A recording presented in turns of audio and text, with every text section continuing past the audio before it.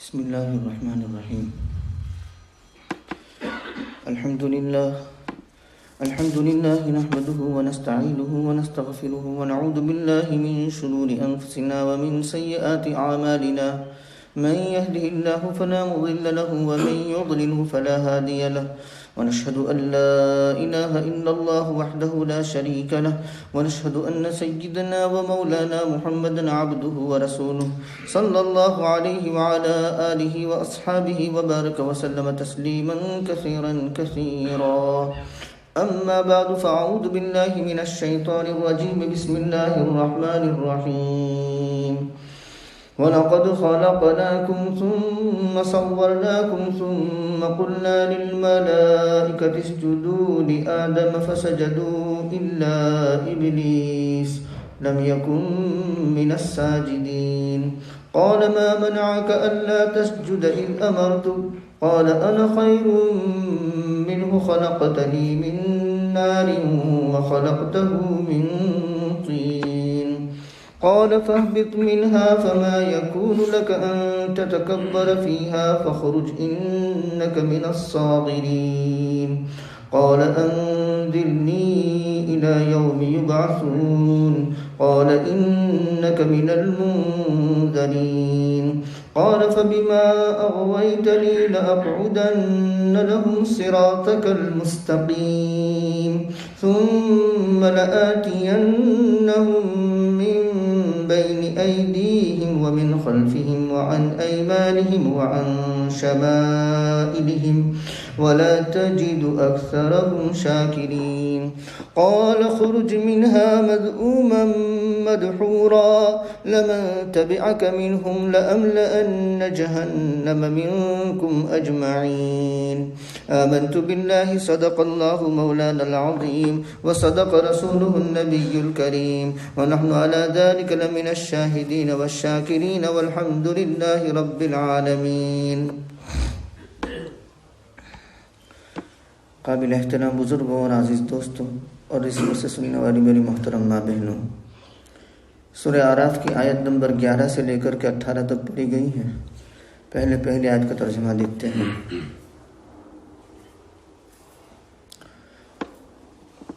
اور البتہ تحقیق کہ ہم نے تم کو پیدا کیا،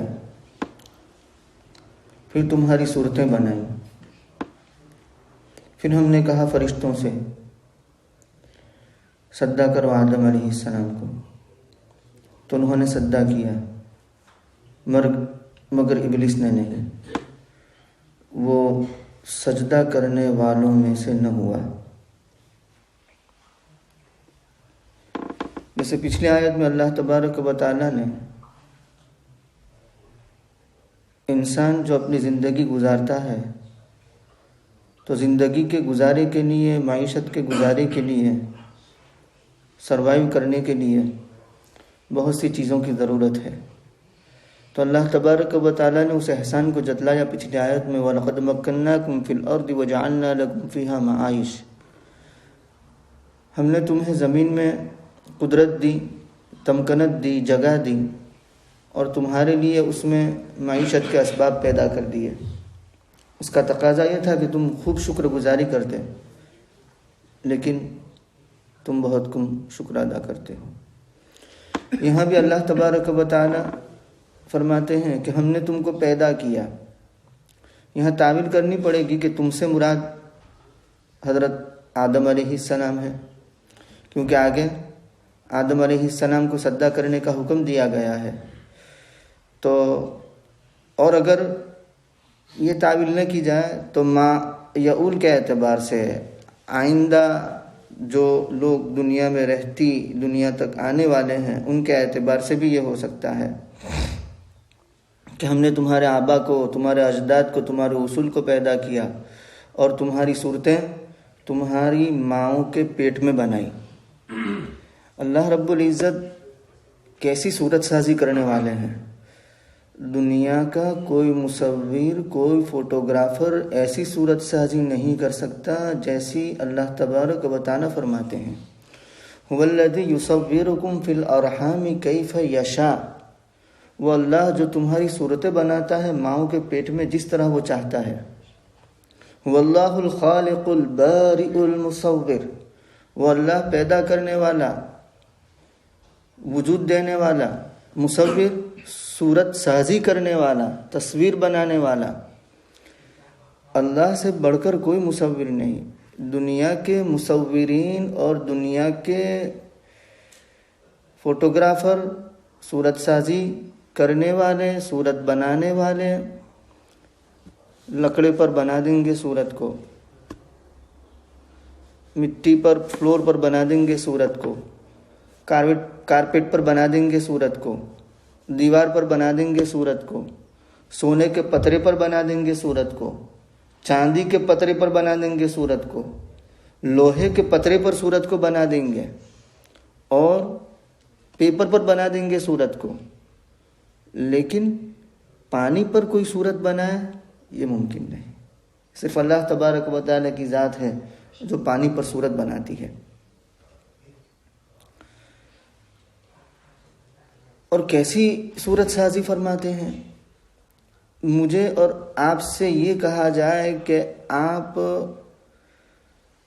10 تصویریں ایسی بناؤ انسان کی کہ وہ 10 تصویروں میں کوئی تصویر کسی ایک دوسرے کے مشابہ نہ ہو، تو میں اور آپ 10 تصویریں بنا کر کے یا اس سے بھی کم یا زیادہ بنا لی، بعد میں ایسی تصویریں بنانے لگیں گے کہ ایک دوسرے کے مشابہ ہو جائے گی۔ دنیا بنی ہے تب سے اربوں خربوں انسان اس دنیا میں آئے، اور اللہ تبارک و تعالیٰ نے جو صورت گیری کی ہے، صورت سازی کی ہے، اس کا آپ تصور کیجئے کہ ایک بالشت چوڑائی میں اور ایک بالشت لمبائی میں ہمارا چہرہ ہے، اور سب کی ناک اسی جگہ پر ہے، سب کے کان اسی جگہ پر ہے، سب کی آنکھیں اسی جگہ پر ہے، سب کے ہونٹ اسی جگہ پر ہے، سب کے گال اسی جگہ پر ہے، سب کا سر اسی جگہ پر ہے، لیکن مجال ہے کہ کوئی ایک صورت دوسرے کے مشابہ ہو؟ اللہ رب العزت کے یہاں کیسے خزانے ہیں صورتوں کے، یہاں تک کہ 2 بھائی 2 بہنیں یا بھائی بہن کی صورت ایک دوسرے کے مشابہ نہیں ہوتی، ہو بہو ہو، ایسا نہیں ہو سکتا۔ یہاں تک کہ توأمان، جڑواں جسے ہم ٹوینز کہتے ہیں، وہ ٹوینز بھی اگر ہوں گے، بہنیں ہو یا بھائی ہو یا بہن بھائی دونوں ہو، تو دونوں میں کچھ نہ کچھ فرق ضرور ہوگا، دونوں ایک دوسرے کے بالکل 100% ہو بہو مشابہ نہیں ہوں گے۔ اربوں اور خربوں صورتیں آئی، ناک اسی جگہ پر ہے۔ آپ سے یہ کہا جائے گا کہ یہ ایک بالشت لمبائی ہے، ایک بالشت چوڑائی ہے، اس میں آپ کو یہ صورت بنانی ہے، تو آپ 10 تک بنا پائیں گے، 15 تک بنا پائیں گے۔ ایک وقت وہ آئے گا کہ آپ کے پاس خزانہ نہیں ہوگا، اب صورتیں ایک دوسرے کے مشابہ بننے لگے گی، ہو بہو بننے لگے گی۔ لیکن ہزاروں، لاکھوں، کروڑوں، خربوں، اربوں انسان ہے دنیا کے اندر، لیکن کسی ایک کی صورت دوسرے کے بالکل ہو بہو ہو، مشابہ ہو، یہ نہیں۔ یہ کیسی تصویر سازی فرما رہے ہیں، کیسی صورت گیری فرما رہے ہیں۔ فتبارک اللہ احسن الخالقین ثم صورناکم، تو پانی پر صورت بنانا یہ صرف اللہ تبارک و تعالیٰ کا کام ہے، اور مختلف صورتیں بنانا، اربوں خربوں انسان دنیا میں ہے اور سب کی ناک ایک جگہ پر، یہ بھی تو ہو سکتا تھا نا کہ بھئی ابراہیم کو محمد سے الگ کرنے کے لیے محمد کی ناک کان کے پاس کر دی، اور جو کان ہے وہ ناک کی جگہ پر لگا دیا، یہ بھی تو ہو سکتا تھا۔ آنکھ ٹھڈی کے پاس کر دی اور یہاں کان لگا دیا ایک دوسرے سے ممتاز کرنے کے لیے، یہ بھی تو ہو سکتا تھا۔ لیکن لقد خلقنا الانسان فی احسن تقویم، ہم نے انسان کو بہترین صورت میں پیدا فرمایا، سب اعضاء ایک جگہ پر ہیں، ایک بالشت کے اندر سموئے ہوئے ہیں، لیکن باپ بیٹا ایک دوسرے کے مشابہ نہیں ہے، بھائی بھائی مشابہ نہیں ہے۔ ثم صورناکم، پھر ہم نے تمہاری تصویر بنائی، تمہاری صورتیں بنائی، پھر ہم نے کہا فرشتوں سے تم سجدہ کرو آدم کو۔ فرشتوں نے سجدہ کیا مگر ابلیس نے، لم یکن من الساجدین، وہ سجدہ کرنے والوں میں سے نہ ہوا۔ جب اس نے سجدہ نہیں کیا تو اللہ تبارک و تعالیٰ نے فرمایا ما منعک الا تسجد اذ امرتک قال انا خیر منہ خلقتنی من نار وخلقتہ من طین. کہا کہ اللہ تعالیٰ فرماتے ہیں کس چیز نے تجھے روکا اس بات سے کہ تو سجدہ کرے جبکہ میں نے تجھے حکم دیا؟ یعنی جب میں نے تجھے سجدہ کرنے کا حکم دیا تو سجدہ کرنے سے کون سی بات مانے ہوئی؟ کس چیز نے تجھے روکا؟ قال ابلیس کہتا ہے میں بہتر ہوں اس سے. کس سے؟ آدم علیہ السلام سے، انسان سے. تو نے مجھے پیدا کیا آگ سے اور تو نے اس کو پیدا کیا مٹی سے.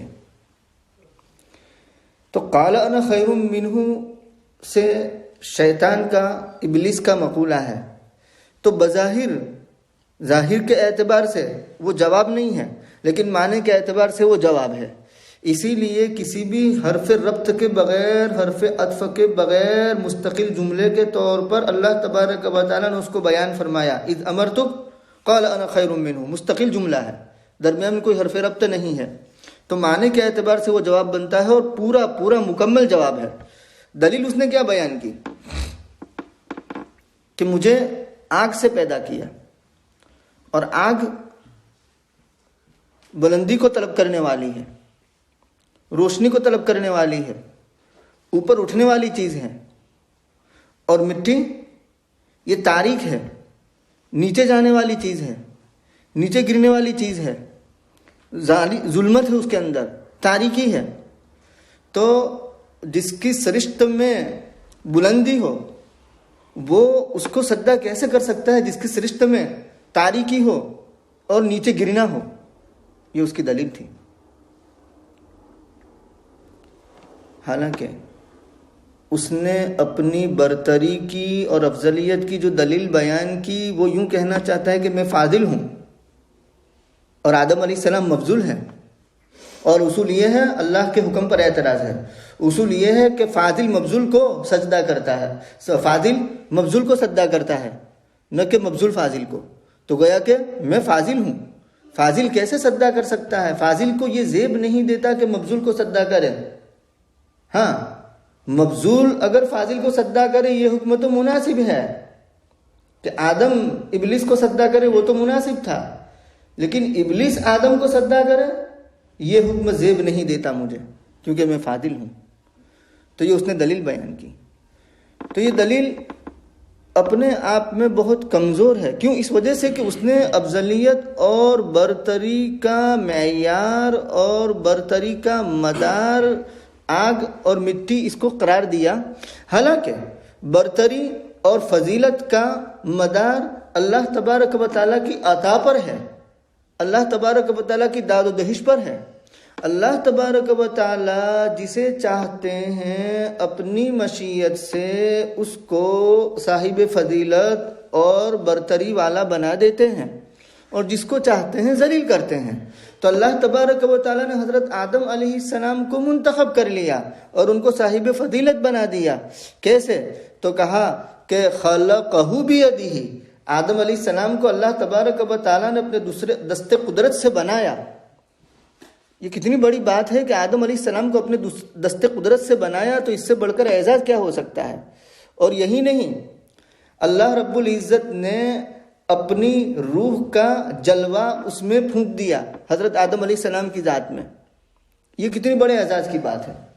اور یہی نہیں، اللہ تبارک و تعالیٰ نے حضرت آدم علیہ السلام کو تعمیل حکم کے ساتھ ساتھ فرائض اور واجبات کو بجا لا کر، نوافل کو بجا لا کر، گناہوں سے بچا کر کے اپنا قرب خاص عطا کیا. اور یہی نہیں، اللہ تبارک و تعالیٰ نے حضرت آدم علیہ السلام کو، انسان کو اس قابل بنایا کہ وہ امانت جس کے اٹھانے سے آسمان، زمین اور پہاڑوں نے معذرت کر لی اور وہ ڈر گئے، وہ برداشت نہیں کر سکے، اس کو اٹھا نہیں سکے، اللہ تبارک و تعالیٰ نے انسان کو اس امانت کے اٹھانے کا لائق بنایا، اٹھانے کے قابل بنایا. اِنَّا عَرَضْنَا الْأَمَانَةَ وَالسَّمَاوَاتِ وَالْأَرْضِ وَالْجِبَالِ فَأَبَيْنَ أَن يَحْمِلْنَهَا وَأَشْفَقْنَ مِنْهَا وَحَمَلَهَا الْإِنسَانُ. تو اس امانت کے اٹھانے کے قابل اس کو بنایا. یہ کتنا بڑا اعزاز ہے. تو اللہ تبارک و تعالیٰ نے انسان کو تعمیل حکم، یعنی حکم کی تعمیل کرنے کا اس کو کہا گیا، اور گناہوں سے بچنے کا اس کو کہا گیا، فرائض اور نوافل ادا کر کے اس کو اپنا قرب خاص اس کو عطا کیا، تو یہ اللہ تبارک و تعالیٰ ان چیزوں کو دے کر کے کسی کو فضیلت اور برتری دیتے ہیں۔ تو یہ تو عطائے خداوندی ہے، اللہ رب العزت کی جانب سے داد و دہش ہے۔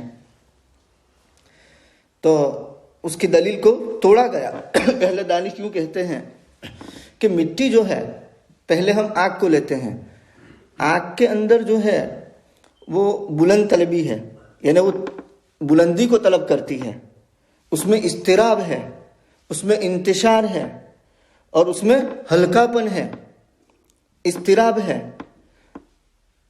شیطان ابلیس ازل ہی میں شقی لکھا جا چکا تھا، اس کے لیے شقاوت لکھی ہوئی تھی، لیکن ناری فطرت، آتشی فطرت، اس کی فطرت میں جو نار ہے، آگ ہے، وہ آتشی فطرت نے اس کو ضد کرنے پر آمادہ کیا اور تکبر کرنے پر آمادہ کیا۔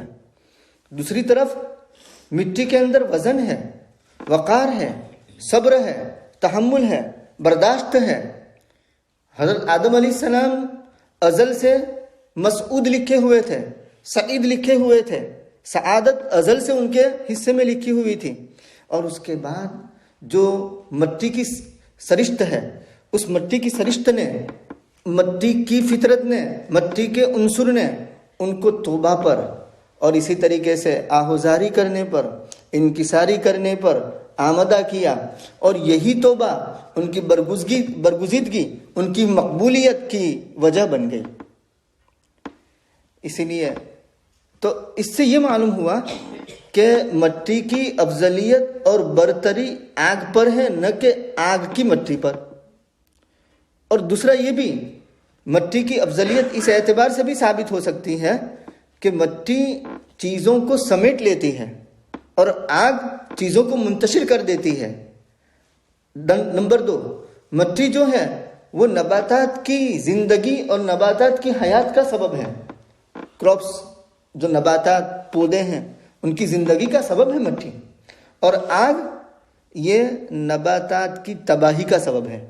آگ لگتی ہے تو نباتات تباہ ہو جاتے ہیں، برباد ہو جاتے ہیں، جل جاتے ہیں، ختم ہو جاتے ہیں، بھسم ہو جاتے ہیں۔ تو اس معنی کر بھی مٹی کی فضیلت ہے آگ پر۔ اور دوسری بات، یہاں ایک شبہ ہو سکتا ہے کہ ابلیس نے قیاس کیا۔ حضرت ابن عباس رضی اللہ تعالیٰ عنہما یوں فرماتے ہیں کہ سب سے پہلا قیاس کرنے والا ابلیس ہے، اور اپنے قیاس میں اس نے غلطی کی، تو اس سے قیاس کا بے حقیقت ہونا ثابت نہیں کیا جا سکتا۔ قیاس اپنی جگہ پر درست ہے، جبکہ نص شرعی کے مخالف نہ ہو، قرآنی نص، احادیث مبارکہ کے مخالف نہ ہو۔ جس قیاس کی مذمت ہے وہ قیاس ہے عقلی گھوڑے دوڑانا، وہ اس قیاس کی مذمت ہے، اس عقل کے دوڑانے کی مذمت ہے کہ جو شرعی صریح نصوص کے خلاف ہو۔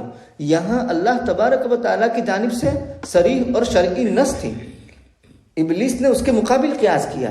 شرعی نص کیا تھی؟ اسجدوا لآدم، یہ شرعی نص تھی، صریح نص تھی، اور اس میں ابلیس بھی انکلوڈ تھا، شامل تھا۔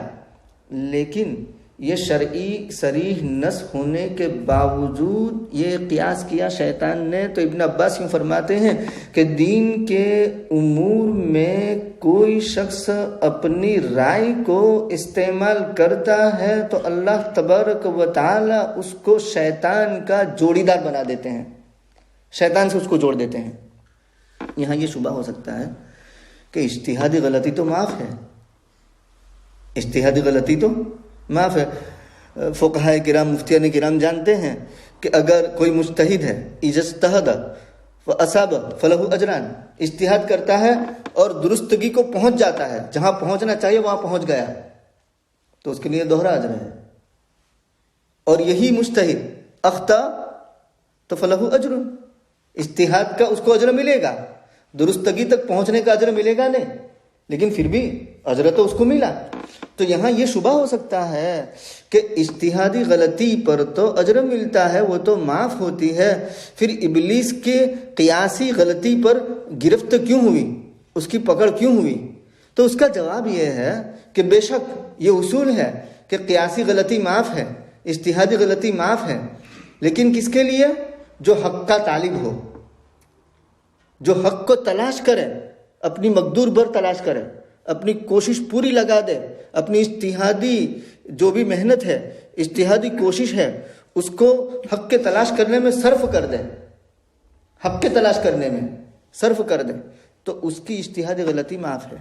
لیکن جو سرکش ہو اور ہر صورت میں اپنے حریف پر تفوق کا طالب ہو، بلندی کا طالب ہو اور دوسرے کو نیچا گرانے کا طالب ہو، وہ تو سرکش ہوا، اس کی اجتہادی غلطی، اس کی قیاس کی غلطی معاف نہیں ہے۔ تو ابلیس ایسا ہی سرکش تھا، اس لیے اس کی قیاس کی غلطی کو معاف نہیں کیا گیا۔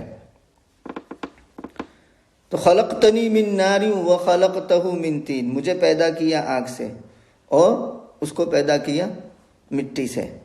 تو ابلیس کی یہ خطا کو درگزر نہیں کیا گیا، معاف نہیں کیا گیا، صریح شرعی نص کے مقابلے میں اس کا قیاس تھا۔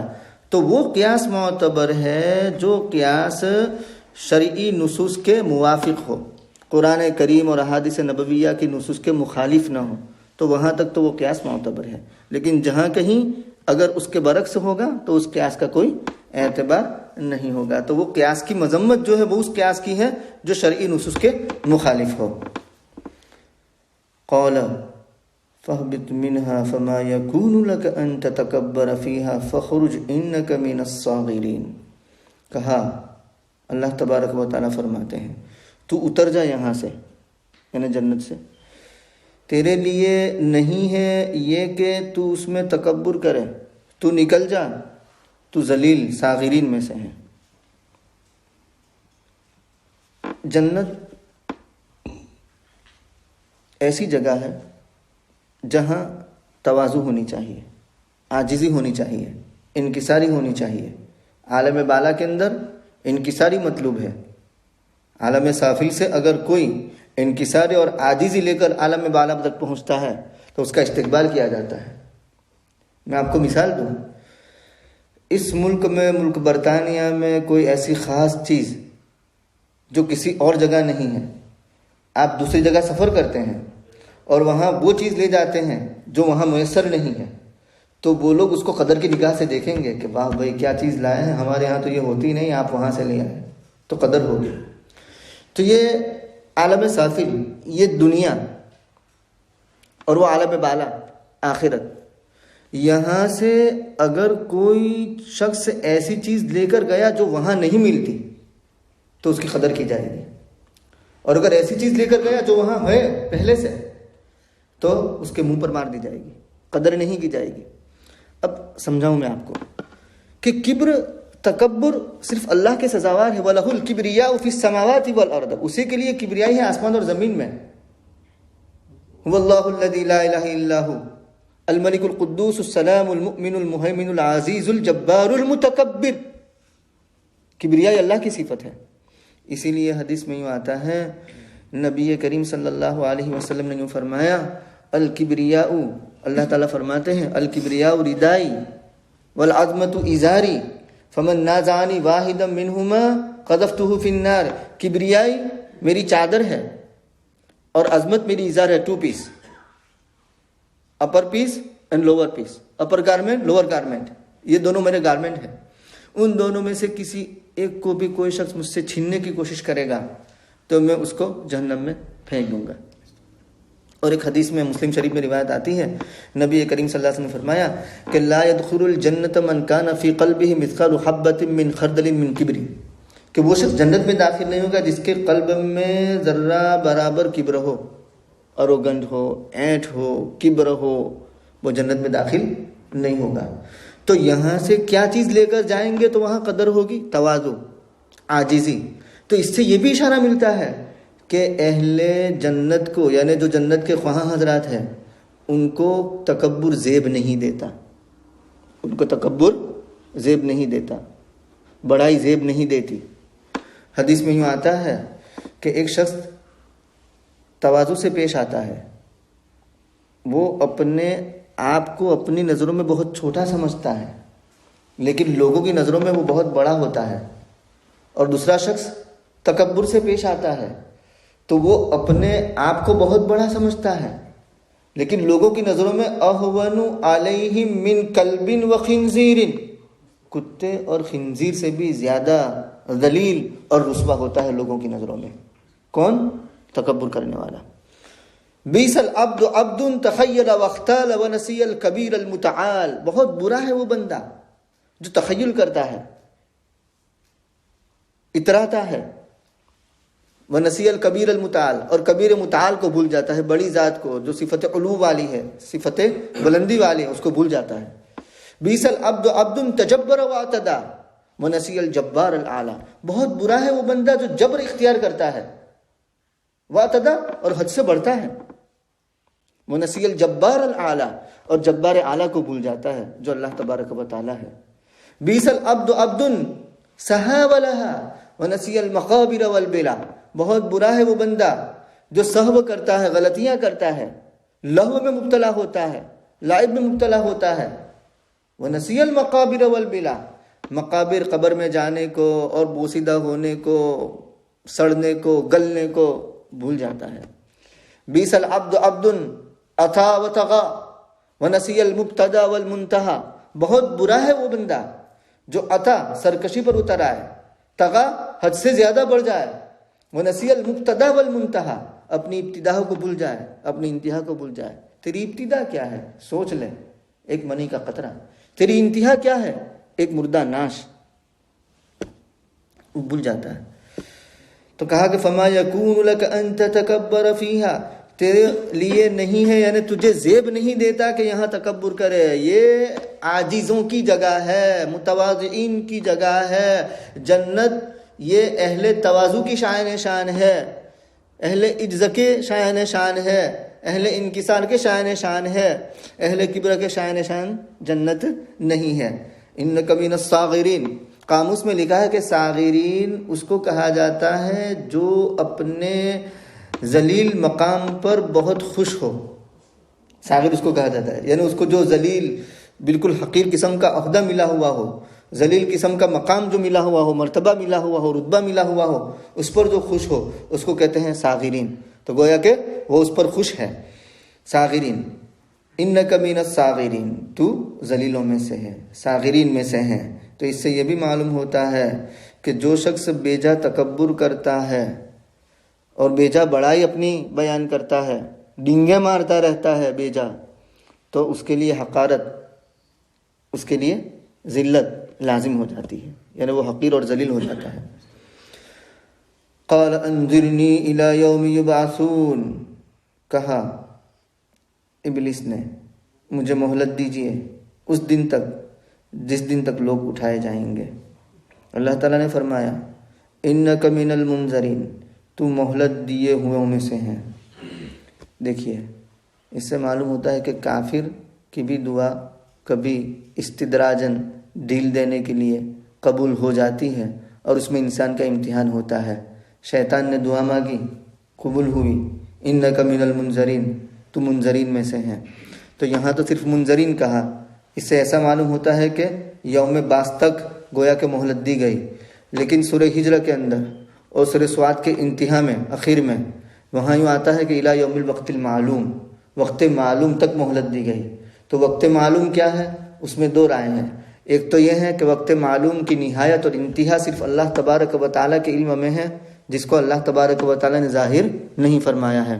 اور دوسری یہ بات کہی گئی کہ وقت معلوم سے مراد وہ وقت ہے کہ جس میں پہلی مرتبہ سور پھونکا جائے گا اور سارے لوگ مر جائیں گے، وہاں تک وہ وقت معلوم ہے، تو وہاں تک اس کو مہلت دی گئی ہے۔ واللہ اعلم بالصواب وعلمہ اتم واحکم۔ قال فبما اغویتنی لاقعدن لهم صراطک المستقیم، ابلیس کہتا ہے سو اس وجہ سے کہ تو نے مجھے گمراہ کر دیا ہے، تو میں بیٹھوں گا ان کے لیے، یعنی بندوں کے لیے، تیرے سیدھے راستے پر۔ شیطان یہ کہتا ہے، ابلیس یہ کہتا ہے۔ تو با کو سببیہ بھی کہہ سکتے ہیں اور با کو قسمیہ بھی کہہ سکتے ہیں، یعنی اس سبب سے کہ تو نے مجھے گمراہ کر دیا، یہ ایک بات، یا تیرے مجھے گمراہ کرنے کی قسم، یعنی تیرا نافذ الحکم میرے بارے میں جو تیری قدرت کی وجہ سے نافذ ہو چکا ہے حکم، اس حکم کی قسم کھا کر میں کہتا ہوں، تو نے مجھے گمراہ کر دیا تو گمراہی کی قسم کھا کر کے میں یہ بات کہتا ہوں، لَأَقْعُدَنَّ لَهُمْ، میں ان کے لیے یعنی بندوں کے لیے، لوگوں کے لیے بیٹھوں گا تیرے سیدھے راستے پر۔ کیا طریقے ہوں گے؟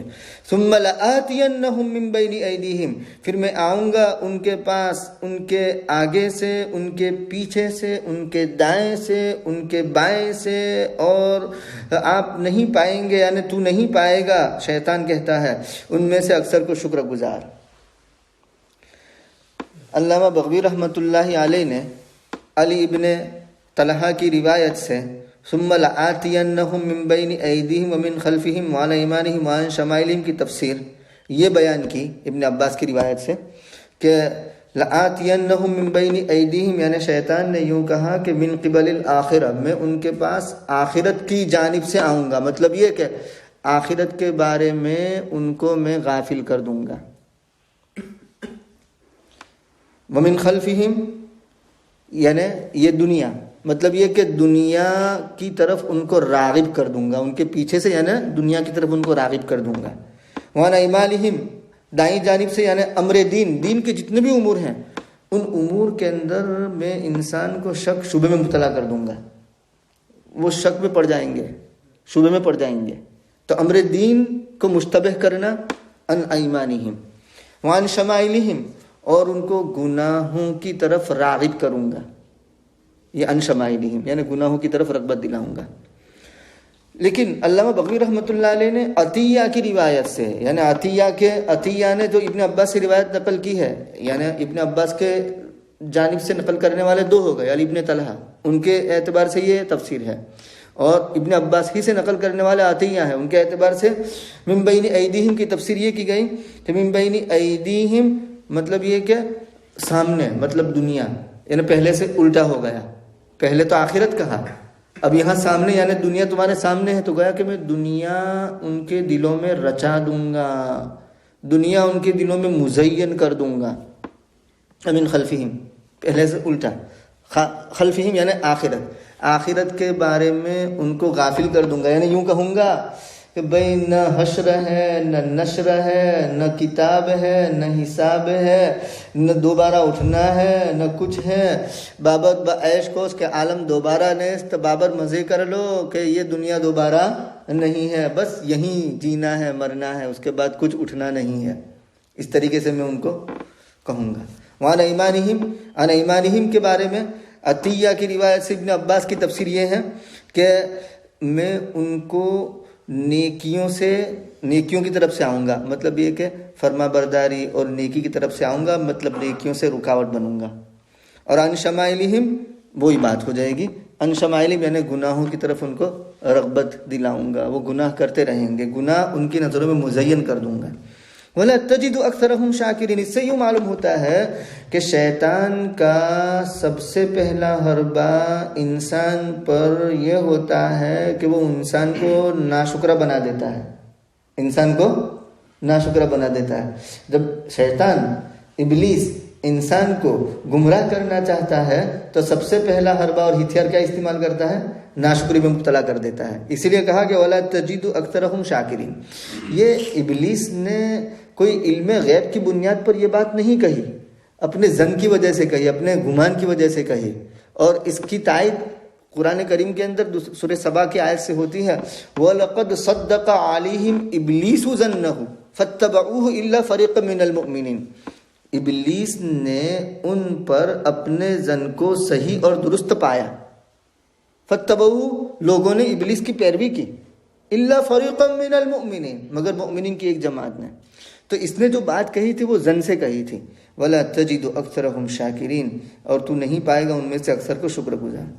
اللہ تبارک و تعالیٰ نے فرمایا اخرج منہا، نکل جا یہاں سے، مذعوماً بدحال ہو کر، دھتکارا ہوا، زعم یزعم نمبر 1، زام یزیم نمبر 2، اور ذم یذم نمبر 3، یہ تینوں ہم معنی ہے علامہ جوہری کے قول کے مطابق۔ تو زعم یزعم یعنی اس کو ہم کہیں گے محموز العین، زام یزیم اجوف یائی، اور ذم یذم مضاعف۔ تینوں کے ایک ہی معنی ہے. اس کے ایک نظیر پیش کروں. جیسے بخاری شریف ایک جگہ پر جہاں در کا لفظ آتا ہے تو دارون، تو وہاں امام بخاری رحمۃ اللہ علیہ نے 3 لفظ بیان کیے ہیں اور کہا کہ یہ تینوں کے ایک معنی ہیں. ابو عبیدہ محمد بن مثنیٰ کی تفسیر کے حوالے سے فرمایا کہ دیکھو، در یدر نقصان پہنچانا، وہ مضاف ہوا. دار یدیر قالوا لا ضیر انا الی ربنا منقلبون، موسیٰ علیہ السلام اور فرعون کے واقعے میں جو آتا ہے. تو دار یدیر اس کا معنی بھی نقصان پہنچانا، اور دار یدور یعنی اجوف واوی اس کا معنی بھی نقصان پہنچانا. تو اجوف واوی، اجوف یائی اور مضاف، یہاں محموز العین ہے اور مضاف ہے اور اجوف یائی ہے. جیسے وہ تینوں کے ایک معنی ہے، ایسے ہی یہ تینوں کے ایک معنی ہے. کیا معنی؟ بدحال ہو کر، دھتکارا ہوا ہو کر. لمن تبعک منہم لأملأن جہنم منکم اجمعین، جو تیری پیروی کرے ان میں سے تو میں ضرور بھر دوں گا جہنم کو تم سب سے. یہ اللہ تبارک و تعالیٰ کی جانب سے فیصلہ سنا دیا گیا. جب تو یوں کہتا ہے کہ میرے بندوں کو تو گمراہ کرے گا، تو میرے بندوں میں سے جو تیری پیروی کریں گے تیرے سمیت ان تمام کو جہنم کے اندر داخل کر دیا جائے گا. اللہ رب العزت ہمیں شیطان کی پیروی سے محفوظ رکھے، اور اللہ تبارک و تعالیٰ نے جو زندگی گزارنے کے طریقے بتائے ہیں نبی کریم صلی اللہ علیہ وسلم کے واسطے سے، ان طریقوں کو اختیار کرنے کی توفیق عطا فرمائے. رب چاہی پر چلنے کی توفیق عطا فرمائے، من چاہی اور شیطان چاہی، نفس چاہی، اس سے ہم سب کی حفاظت فرمائے. سبحان اللہ و بحمدہ، سبحانک اللہم و بحمدک، ونشہد ان لا الہ الا انت، نستغفرک ونتوب الیک. سبحان ربک رب العزۃ عما یصفون.